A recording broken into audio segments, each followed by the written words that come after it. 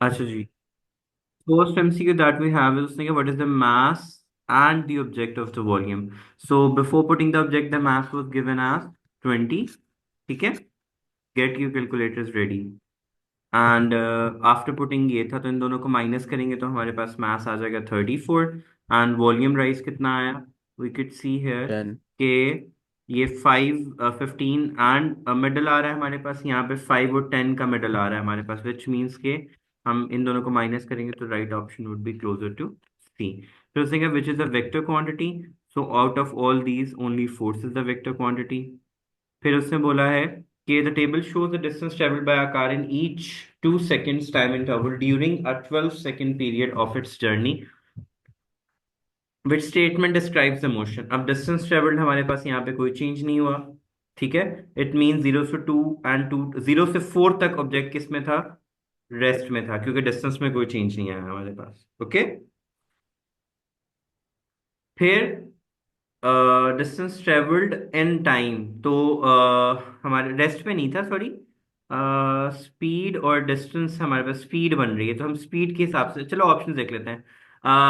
Object moving with constant speed 0 to 4 second followed by non uniform acceleration, we could see के हमारे पास distance non uniformly increase हो रहा है, which means के एक्सेलरेशन एग्जिस्ट करेगी. फिर उसने कहा है moving with constant speed from 0 to 4 second then uniform acceleration, we could see के यहाँ पे यूनिफॉर्म नहीं है क्योंकि डाटा कॉन्स्टेंटली चेंज नहीं हो रहा हमारे पास.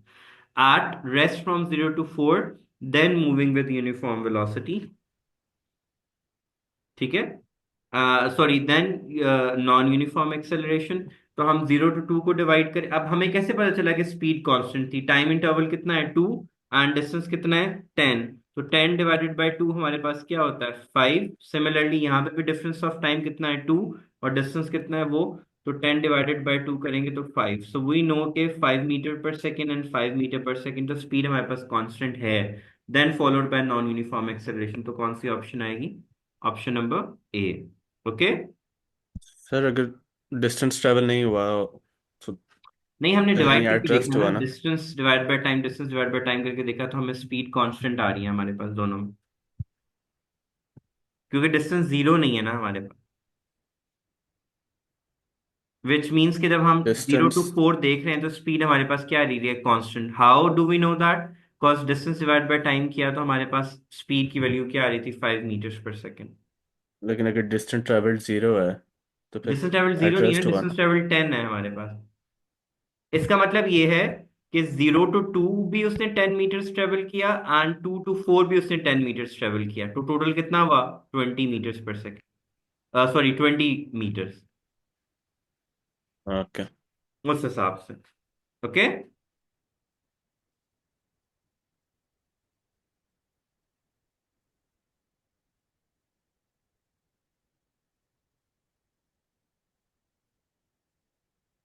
अच्छा जी, अब नेक्स्ट है two cube X and Y have the same mass but the length of a side X is twice. अब उसका मास सेम है, डेंसिटी का फॉर्मूला क्या होता है, density is equals to mass Yes. Over volume. उसने कहा है but the length of the side X is twice the length of that. ठीक है, सो अगर हमारे पास सिर्फ लेंथ वेरी करी है और वॉल्यूम किसके इक्वल होता है, एरिया इनटू लेंथ के, तो अगर हमारे पास मास सेम है तो डेंसिटी किसकी इक्वल आएगी, density of X over density of Y would be equals to volume of Y over volume of X. Do we agree on that. Yes. Yes. ठीक है, अब हमें रेशियो निकालनी थी. अब एरियाज तो कैंसिल आउट हो जाएंगे, वाई एक्स की उसने हमें बताया हुआ है कि the length of side X is twice that of Y, which means कि यहाँ पे अगर हम एरिया इंटू एक्स लिखें ओवर एरिया इंटू 2x लिखें लेंथ की टर्म्स में, एरिया इंटू एल होता है ना, तो एल की जगह पे एक्स एंड 2x लिख दें, एरिया एरिया से कैंसिल आउट हो जाएगा, एक्स एक्स से, सो 1/2 की वैल्यू हमारे पास आ जाएगी. ठीक है, एंड 1/2 का आंसर हमारे पास क्या होता है,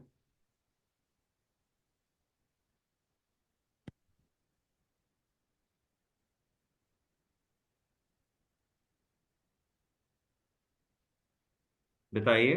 0.5 होता है ना, 0.5 है नहीं। 0.5 की ऑप्शन नहीं है. 0.125 होगा। अच्छा क्यूब्स हैं, क्यूब्स हैं. लेट्स ये नॉट स्क्वायर फॉरगेट, नहीं है। क्यूब होता है लेंथ इंटू वो इंटू, तो 4 हो जाएगा हमारे पास। 1/8 का आंसर क्या आता है देखो। 1.25। तो फिर 1/8 बनेगा। मैं दोबारा रिपीट कर देता हूँ। क्यूब का वॉल्यूम होता है length into base into height. ठीक है। अगर लेंथ और विड्थ सही है इंटू हाइट, तो अगर हम सबको x divided by x into 2x करें।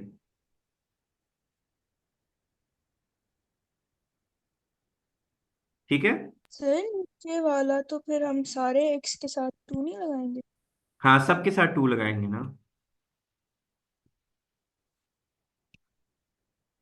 तो ये 8 बन जाएगा ना। तो मैंने 1/8 का ही आंसर पूछा था, क्या आ रहा है। ये x³/8x³ बन जाएगा ना। x³ से कैंसिल आउट हो गया। 1/8 का आंसर 0.125, यही बताया ना, 0.125 आप लोगों ने। जी। Do we understand. Yes. Sir तो हमने वॉल्यूम को डेंसिटी के इक्वल कैसे कर लिया? देखो ना, सबसे पहले पहले तो मैं रेज कर दूं सब चीजें, ताकि जो गलत वाला पोर्शन, गलत तो नहीं था, हमने वो क्वेश्चन को बस जल्दी में रीड नहीं किया। हमने डिस्कशन सबसे पहले क्या किया कि डेंसिटी किसकी इक्वल होती है, मास ओवर वॉल्यूम के। ओके, विच मीन डेंसिटी और वॉल्यूम का रिलेशनशिप क्या है, इनवर्स। अगर मैं density over X over density of Y का रिलेशन निकालता हूँ as asked by the question, तो यहाँ पे क्या ऊपर क्या आएगा, volume of Y over volume of X. ठीक है। क्योंकि मैथ्स कैंसिल आउट हो जाएगा, मैथ्स उसने लिखा है दोनों का सेम है।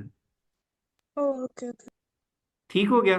अब यहाँ पे x की जगह पे, y की जगह पे x आ जाएगा, और इसकी जगह पे 2x इंटू 2x आ जाएगा। हमने ऐसा क्यों किया, क्योंकि जो क्यूब होती है उसकी सब साइड्स की लेंथ आपस में क्या होती है, इक्वल होती है। ठीक है। Each side of y is x and x, each side of x is 2x, ये वाली साइड भी 2x he length and 2x ही है। ठीक है। यहाँ हम 1/2 का क्यूब भी कर सकते हैं, या हम इस तरीके से भी कर सकते हैं। ओके। मरियम। जी। या ओके। Then उसे बोला है ना, object slides down a frictionless slope as shown. As the object presses on the surface pushes back on the object. ठीक है। In which direction does the surface pushes back on the object? तो वो object कहाँ पे push कर रहा है, सी ओ ए पे। पुश डाउनवर्ड्स होगा ना, तो उसका रिएक्शन फोर्स कहाँ पे जाएगी, ऑपोजिट डायरेक्शन में, which should be option number C. उसने ये लिखा हुआ, pushes object presses on the surface. Surface मेरे पास कौन सी है, ये वाली। ठीक है, उस पर अगर पुश कर रहा है downward due to weights, upward force उसकी कौन सी होगी, सी की डायरेक्शन। ठीक है। Excuse me sir. Hmm. Sir ये मोशन की बात कर रहा होता फिर तो हम सी लगाते ना, नहीं, वो ए मोशन करते ना। ए करते हैं, हाँ फिर ए करते हैं हम लोग। ओके। एक्शन एंड रिएक्शन या are equal in magnitude but opposite in direction, वो वाला कॉन्सेप्ट लगा है। अच्छा जी। उसने कहा है expression for calculating the thinking distance. Thinking distance हमारे पास किसकी इक्वल होगा, स्टॉपिंग डिस्टेंस टोटल टॉपिंग होता है, जो ब्रेकिंग प्लस थिंकिंग डिस्टेंस की इक्वल होता है। Right. Do we agree on that. Yes. Stopping distance किसकी इक्वल होता है, thinking distance and braking distance के। ठीक है, उसने थिंकिंग डिस्टेंस कैलकुलेट किया, तो stopping distance minus braking distance हो जाएगा, which means option number C and D. Variable that affects the thinking distance, तो वो हमें पता है किस चीज से इफेक्ट होता है, कि जितनी ज्यादा स्पीड होगी उतना हमारे पास जो है थिंकिंग डिस्टेंस के ऊपर इफेक्ट पड़ेगा। लोड से हमारे पास कोई इफेक्ट नहीं पड़ेगा। लोड से किस पे पड़ता है, ब्रेकिंग डिस्टेंस के ऊपर। ठीक है। सर वो कैसे पड़ता है? क्योंकि देखो, एक चीज लाइटर है, एक चीज हैवी है, इनर्शिया को कॉन्सेप्ट ऐड करो। ओके। इनर्शिया होता है ना हमारे पास, इनर्शिया किस पे डिपेंड करता है, मास पे। मास। और braking distance, obviously braking distance किसको इंट्रोड्यूस करवा रहा है? इनर्शिया को, क्योंकि आप state of the body change करने की कोशिश कर रहे हो।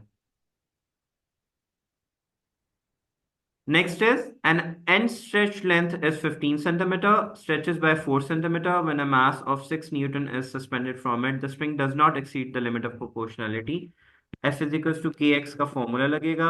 उसने हमें एक्सटेंशन कितनी दी हुई है, ओरिजिनल कितनी थी? An at stretch length of 15 centimetre stretches by 4। ठीक है, तो उसने टोटल यस। लेंथ हमसे पूछी हुई है व्हेन आ 3 न्यूटन इज वो। तो अगर 15 पे 4, सॉरी 6 पे 4 हुई थी, तो 3 पे उसकी क्या होगी? हाफ। Okay, to.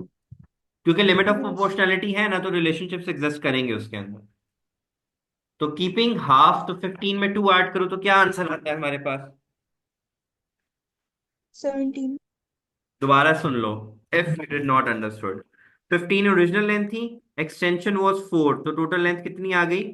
19। बट किसके अगेंस्ट? 6 न्यूटन फोर्स के अगेंस्ट। अब उसने फोर्स को कितना रिड्यूस कर दिया? हाफ। तो एक्सटेंशन भी क्या हो जाएगी? Half. Keeping that in view, 17। फिर उसने कहा which statement describing the movement of a force about a pivot are correct? The movement of force is a measure of turning effect, yes. The moment of force is equal to this, yes. The moment of force is equal to force time pressure on the pivot, तो ये वाली option नहीं होती। तो option number एक, और हमने ऐसा कोई कॉन्टेक्स्ट डिस्कस नहीं किया हुआ मूवमेंट में जहां पे हम प्रेशर वर्सेस फोर्स को डिस्कस कर रहे होते हैं। एक्सक्यूज ओके, मी सर।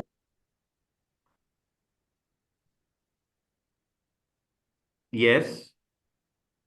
सर ये जो एमसीक्यू नंबर 7 था, अगर इसमें लिमिट ऑफ प्रोपोर्शनैलिटी से एक्सीड कर जाता तो फिर फिर हम नहीं क्या होता? करते, फिर हमने ये रिलेशन डिस्कस नहीं करने थे, फिर हमें पूरा कंप्लीट डाटा चाहिए था।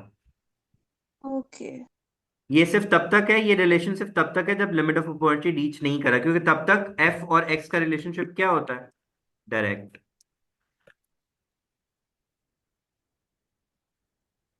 फिर है which object is most stable? Most stable के लिए हमें क्या चाहिए? लोअर सेंटर ऑफ मास चाहिए। Lower of centre of mass किसमें है? सी एंड डी में। बट एप्लीकेबल कौन सा हो रहा है हमारे पास?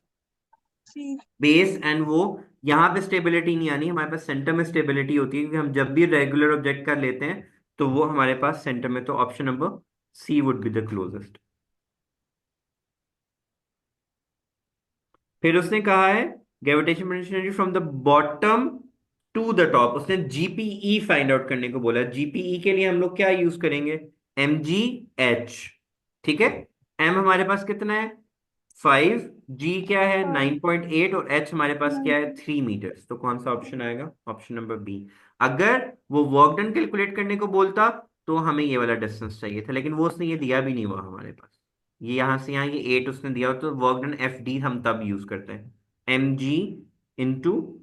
वैसे तो वो ऑप्शन दी भी नहीं, ये दी हुई है उसने, बट ये वर्क डन के लिए होना था। बट उसने चूंकि जीपीई पूछा हुआ है तो हम एम जी एच यूज करेंगे। ये डी होता है मेरे पास।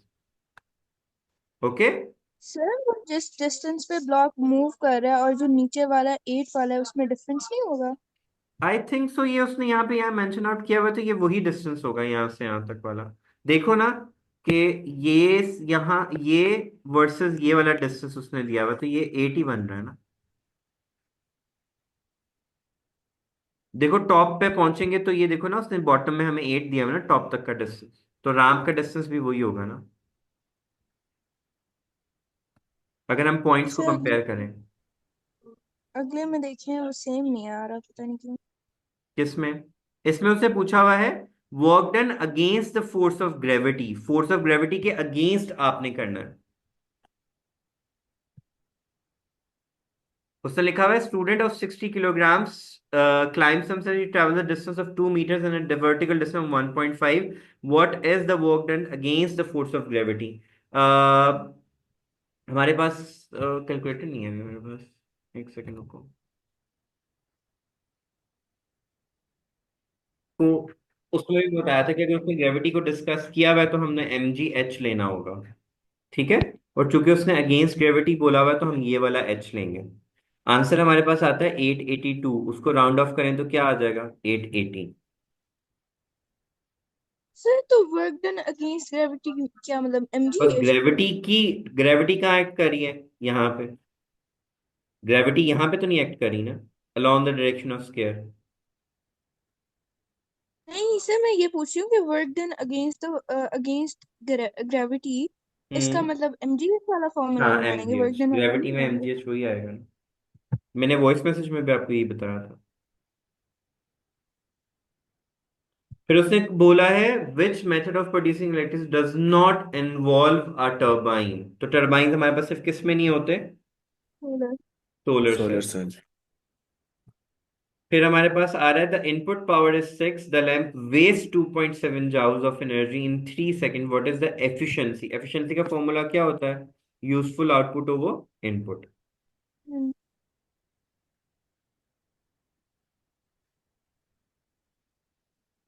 अब क्या करना है हम लोगों ने? सबसे पहले इन दोनों को मल्टीप्लाई करना है। 2.7 पावर निकालनी है ना, power is energy over time होता है, सॉरी। इन दोनों को डिवाइड करके डिवाइड करेंगे यहां से हमारे पास एक आंसर आ जाएगा, उसको six zero point point six nine से माइनस करेंगे। 0.9। 0.9, तो 6 - 0.9 कितना होता है? 5.9। नहीं, 5.1। 5.1। 5.1 डिवाइडेड बाय 6 का क्या आंसर आ रहा है? 0.85 डी। ऑप्शन दोबारा सुन लो। वेस्ट एनर्जी उसने हमें दी हुई थी, इनपुट एनर्जी भी दी हुई है। वेस्ट पावर हम लोगों ने कैलकुलेट कर लिया एनर्जी ओवर टाइम निकाल के। ठीक है, दैट वाज 0.9 वॉट्स। उस वेस्ट को इनपुट में से माइनस कर लिया तो पीछे क्या रह जाएगा? Useful output. तो 6 - 0.9 is 5.1 divided by input which is 6। चूंकि उसने परसेंटेज नहीं बोला हुआ, सिंपली एफिशिएंसी बोला हुआ है, तो हमने जो आंसर है वही लिख दिया। Excuse me sir. Hmm. Sir मैंने ना इसमें वेस्ट पावर निकाल के उसको एफिशिएंसी निकाल के ना 1 से माइनस किया था तो मेरा 0.85 आ गया था, वन यही था टोटल ना। होती है ना, अगर आप उसमें से भी निकाल के कर लो तो भी कोई मसला नहीं है। वन टोटल आंसर होता है, एफिशिएंसी तो मैक्सिमम लाइक एफिशिएंसी वन की इक्वली आ सकती है। Okay okay. एक ही बात है। नेक्स्ट में उसने टोटल प्रेशर कैलकुलेट करने को बोला हुआ है। डेंसिटी, हाइट और वो दी हुई है, तो प्रेशर किसकी इक्वल होता है? रो जी एच के।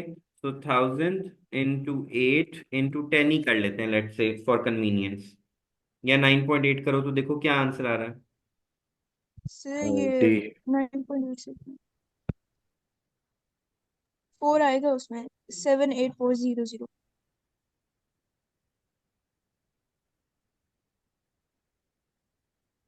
क्या आ रहा है? 78400। इसमें इसको 100,000 में ऐड कर देंगे क्योंकि उसने टोटल बोला हुआ प्रेशर। ओके। तो ऑप्शन नंबर डी बनता है। ये जी। फिर उसने बोला है in which example are fixed in position. So in fix position हमें something related to vacuum. Solid देखना है, तो सॉलिड। सॉलिड हमारे पास सिर्फ ऑप्शन नंबर ए में है। फिर उसने कहा है gas expand slowly and temperature remains constant. Temperature slowly and expansion हो रही है, विच मीन्स वॉल्यूम इंक्रीज हो रहा है, तो प्रेशर में क्या होगा? डिक्रीज आएगा। लेट्स से ऑप्शंस कौन से आ रहे हैं हमारे पास? They move further apart, they move further apart, they move further apart. A B C में लिखा हुआ है, तो हम ए बी सी में से तीनों में अगला देखना है। And there average speed remains unchanged. Why is that? Because temperature constant है, तो उनकी काइनेटिक एनर्जी पे कोई इफेक्ट नहीं आएगा। ठीक है, तो they just move further apart with their speed remains unchanged, because when temperature is constant तो काइनेटिक एनर्जी का उसके के साथ क्या रिलेशनशिप होता है? डायरेक्ट होता है। तो अगर टेम्परेचर चेंज होने नहीं दे रहे तो काइनेटिक एनर्जी पे भी कोई इफेक्ट नहीं पड़ेगा। अगर काइनेटिक एनर्जी पे कोई इफेक्ट नहीं पड़ रहा तो स्पीड पे भी कोई इफेक्ट नहीं पड़ेगा। ओके।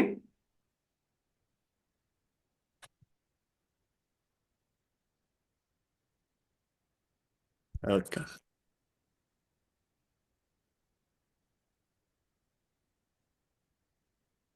नेक्स्ट है हमारे पास the air in each of the four cylinders is slowly compressed so the temperature of the air stays constant. अब वॉल्यूम को क्या कर रहे हैं? डिक्रीज कर रहे हैं। The volume before and after compression for each syringe are given in the table.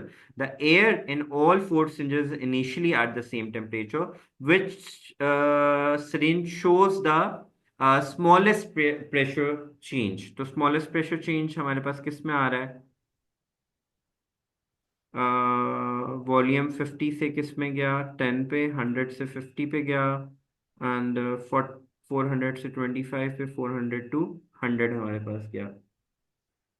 तो इफ प्रेशर इनिशियली सेम था, P1 V1 is equals to P2 V2, तो जिसमें रेशो सबसे स्मॉल आ रही होगी हम वो निकाल लेंगे।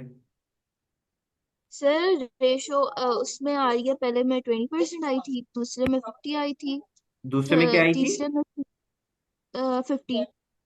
अच्छा, 15। 50 50। ओके। तीसरे में आई थी 6.25, और चौथे में आई थी 25।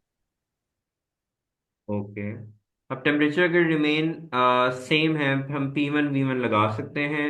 The pressure in all four cylinders is at the same pressure, which syringe show the smallest pressure change। अच्छा जी, अगर हम लोग ये ले लेते हैं 100 प्रेशर ओवर P2, तो 50/100,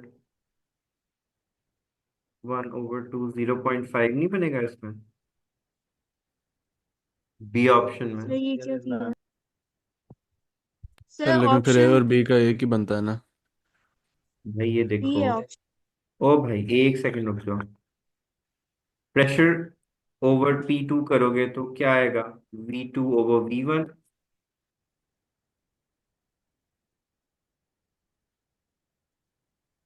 ठीक है, V2 पहले वाले में क्या है, 10 और 15, तो ये क्या आ जाएगा,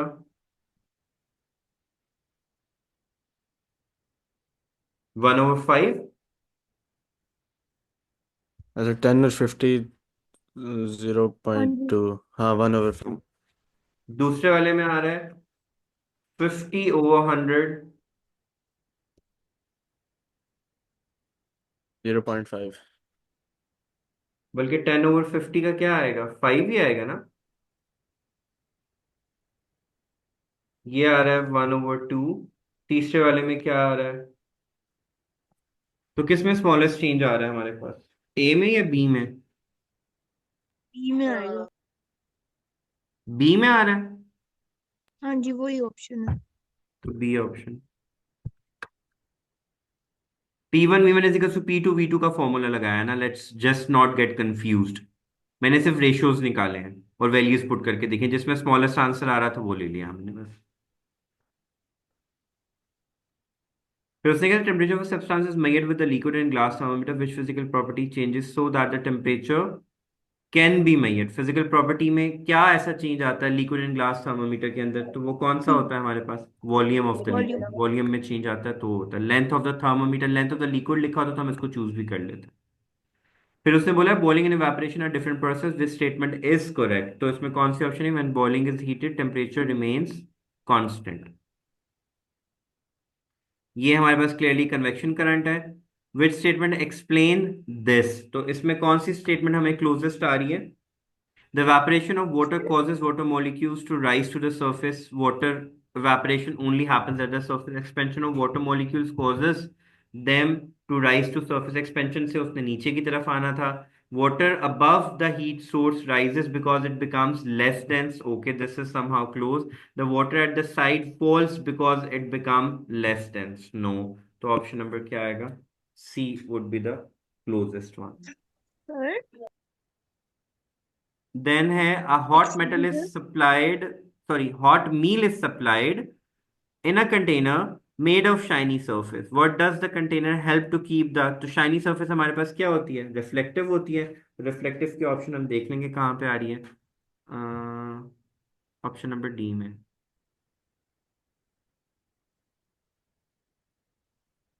Is a poor emitter of infrared radiation,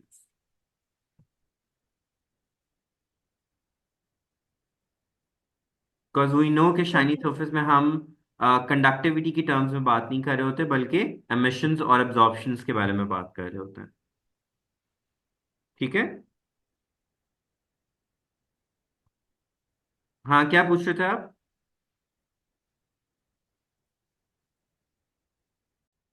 अच्छा, यहाँ पे देखो, अब वेक्टर एडिशन की बेसिस पे इसको यहां बनाओगे और रिजल्टेंट वेक्टर ये बनेगा। ठीक है। उसने ड्रैग फोर्स फाइंड आउट करने को बोली हुई है, तो इसकी ऑपोजिट डायरेक्शन कौन सी बन रही है, ये वाली। तो कौन सी ऑप्शन आएगी, ए। क्योंकि ड्रैग फोर्स हमेशा रिजल्टेंट की ऑपोजिट डायरेक्शन में लग रही होती है। ओके। यस। फिर उसने पूछा लार्जेस्ट एक्सेलरेशन कहाँ पे, जब से सब जहां सबसे ज्यादा स्टीप होगा, तो वो ऑप्शन नंबर ए बन रहा है। फिर उसने क्या, which could be calculated from this one. अब देखो उसने हमें इनिशियल एंड फाइनल पॉइंट, वो तमाम चीजें उसने हमें दी नहीं है। ठीक है। तो वो, हम इससे सिर्फ एवरेज स्पीड कैलकुलेट कर सकते हैं, क्योंकि डेंस वेलोसिटी तब कैलकुलेट करते थे जब हमें डायरेक्शन उसने बताई होती। It's a distance divided by time, तो वो क्या होता है, स्पीड होती है हमारे पास। फिर उसने बोला है which property of an object determines its resistance to a change. तो हमने अभी भी बात की है, तो वो क्या होता है उसका, मास, क्योंकि वो इनर्शिया उसी पे डिपेंड कर रहा होता है। फिर उसने बोला the mass on the muggy on the earth is 210, the gravitation field strength on the moon is 1/6 of that of the, what is the weight. 9.8 को डिवाइडेड बाय 6 कर लो। ठीक है। और W is equal to M G के formula में put कर दो। तो ये और ये तो कैंसिल आउट हो जाएंगे, हमें इसमें और इसमें से चूज करना था। सिंस जीरो तो है नहीं हमारे पास, तो सिर्फ एक ही ऑप्शन रह जाती है, वो कौन सी होती है,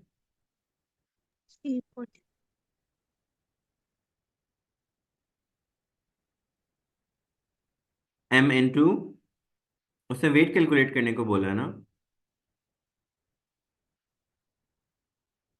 सर 1.63 आ जाएगा ना। तो 340 बन जाएगा, सॉरी, मल्टीप्लाई करना है, तो 340 बन जाएगा। फिर उसने बोला है a car travels along the road. The force on the car due to engine is 800. The motion on the car depends on the value of the total resistive force R. Which row shows the motion of the car for the given value of R? है? सी। The motion of the car depends on the value of the total resistance R. उसने engine की force 800 दी हुई है। Which row shows the motion of the car? अगर 800 होगी तो acceleration तो नहीं होगी, वो जीरो हो जाएगा। 900 होगी तो डिसेलरेशन हो सकती है। एंड हाँ, option number C. And Y is that, तो देखो, ये फोर्स 800 अगर यहाँ पे 500 लगेगी भी, तो भी वो एक्सेलरेट ही करेगा, क्योंकि रिजल्टेंट फोर्स फॉरवर्ड में बिगर है। ओके। अगर हम 800 लगाते हैं, तो वो कांस्टेंट स्पीड से मूव करता, एक्सेलरेशन नहीं होती उसमें। लास्ट वाली में 1000 है, तो यहाँ पे डीसेलरेट होना चाहिए था, बट उसने एक्सेलरेट लिखा हुआ। तो विच is the proper option, option number